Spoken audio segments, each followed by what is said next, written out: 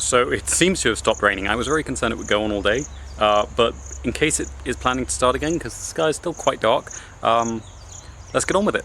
So I had actually got today's planting ready to go in a little bit earlier than it went in. I'd even dug the holes because it started raining, and I thought I might as well get everything as prepared as possible, and then when the rain stops I can just rush out and put it straight in, because I was determined that this would be going in before dark.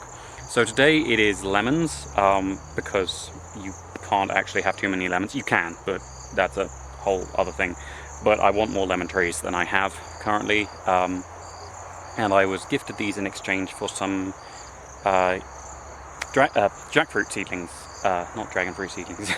I was gifted these in exchange for some jackfruit seedlings, and I love the barter system, so that's great.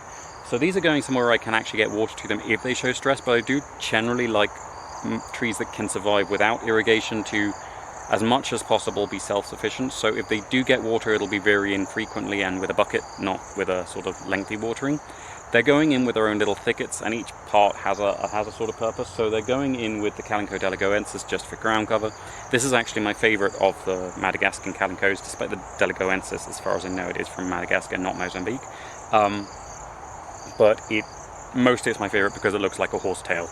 But it is, like calicos, most calicos, it is somewhat toxic, so it should disrupt a lot of the herbivorous insects coming nearby. It also flowers very vigorously, and the sunbirds and a lot of other pollinators really enjoy that. It's also getting some Plectanthrus neochilus, which anecdotally I think reduces the pressure that ants farming scale puts on citrus trees. It seems to work. It might just be, incidental. When I planted around them, the ants tend to reduce in intensity. They don't go away, but it does reduce, and I think it disrupts their chemosensory abilities. But I'm not sure of that, and a lot of things should not be assumed to be true. I'm also putting in with one of them, I'm putting in a Euphorbia mili, which is the Madagascan, not Arabian, Christthorn, which is just because it took over a pot that wasn't supposed to be for it, and it, when Christthorn takes over a pot, it's not something you can just chuck out because it will root wherever it goes.